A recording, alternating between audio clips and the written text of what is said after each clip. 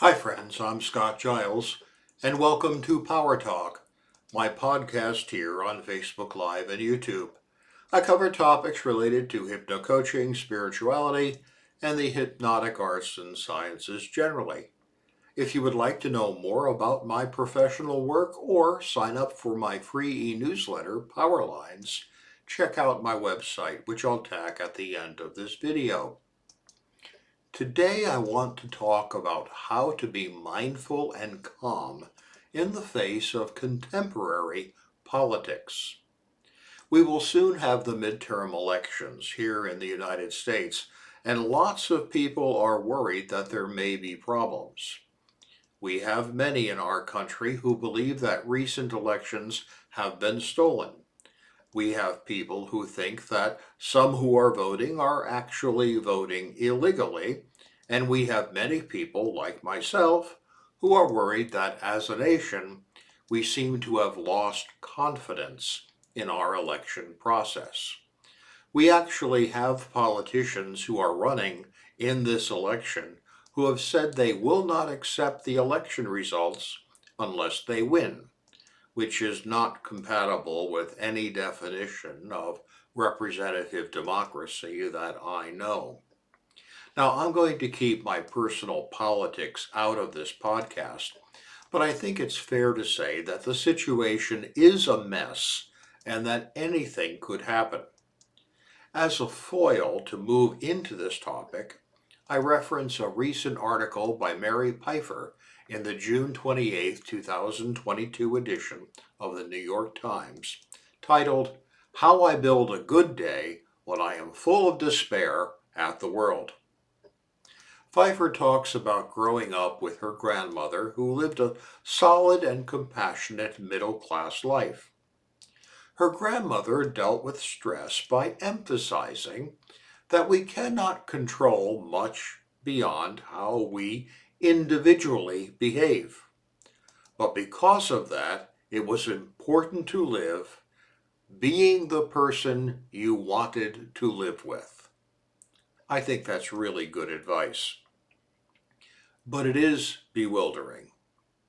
For enjoyment, I happen to read dystopian fiction, that is, fiction about a world that has gone wrong, the opposite of a utopia. Well, these days, dystopian fiction feels like current events. It's not surprising at all that this is upsetting. Our political beliefs and opinions represent some of the things we each believe in most deeply. And so when those things are in turmoil, we are in turmoil. So we live in a time of political worry. Active shooter incidents, violence, a pandemic, economic uncertainty, climate change, war and the threats of war. What do we do? Well, first, know that you are not alone. Research published by the American Psychological Association has shown that more than two-thirds of the American population report that worry about the upcoming election is a major source of stress in their lives. Now, as many of you know, I'm an advocate for Stoic philosophy, an ancient philosophical school that dates back to classical Greece and Rome. The key insight is to distinguish between what you can control, pretty much your own behavior, and what you cannot control, which will be most things. The Stoic task is to try to be the best version of yourself by cultivating your own character, being as good a person as your behavior can make you, but not to spin your wheels distressing yourself about the many things that are outside of your control.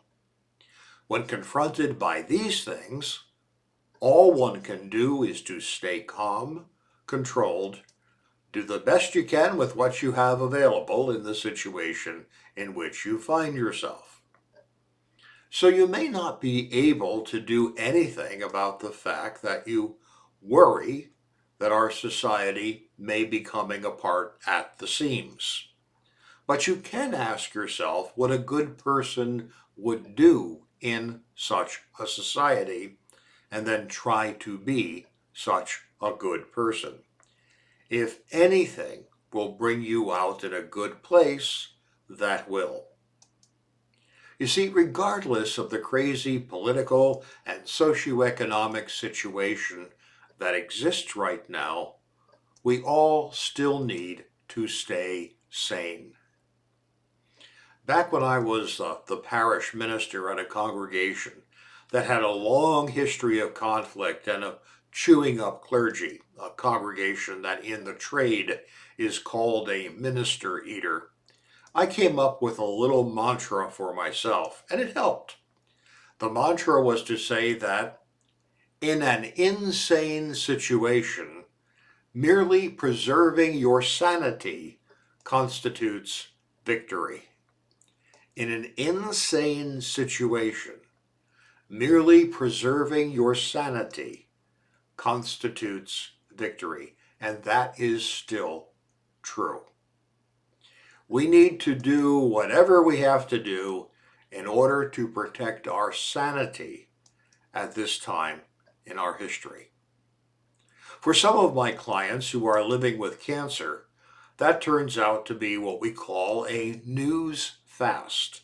That is, don't watch the news, at least not more than once a day.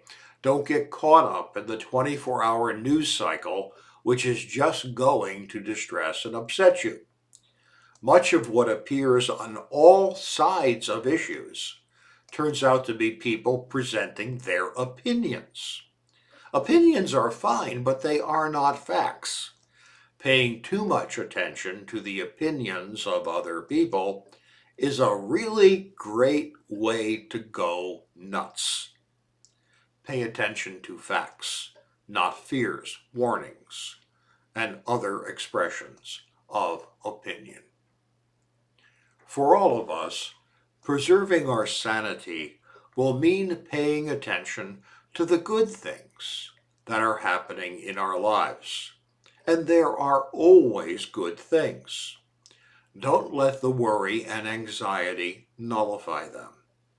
The glory of a beautiful day, we're having one here in Chicagoland today. The affection of friends and loved ones. The loyalty of a dog or the haughty affection of a cat. A fine meal. We overlook the good things unless we make it a point not to. Finally, control what you can legitimately control. Now, it's unlikely there will be a total social breakdown, but if you're worried about that, there are things you can do. Keep a full pantry. Members of the Church of Jesus Christ of Latter-day Saints, formerly known as the Mormons, actually as a denominational recommendation, say, keep a year's supply of food in your house. Have a good supply of batteries. You can prepare to a greater or lesser degree, and once you've done that, you've done all you can. I take comfort from the knowledge that we've been through political chaos before. I'm in my 70s now, and I've lived through the Cuban Missile Crisis. In fact, I was in Florida for the Cuban Missile Crisis. Watergate, the fall of the Nixon administration, the Kennedy assassination, Kent State, the Vietnam War. We got through all of those, and I have confidence we'll get through what we're dealing with now as well. One of the good things about becoming old, maybe the only good thing, is that it does help with perspective. So in an insane situation, do what you need to do to keep sane. Pay attention to the good things. Don't overfocus on the bad. Take reasonable precautions, sure, but be confident that this too will pass. Tomorrow always comes, and have an openness that tomorrow can be better. Hey, thank you for your time and attention today. I'll be back next week with another talk on a different subject. I'd like to invite you to join me. It does help me a lot if you let others know about my work and my videos, so please like, share, and subscribe. And if I can be of help to you, feel free to reach out through email, my website, or my Patreon channel. Have a great week.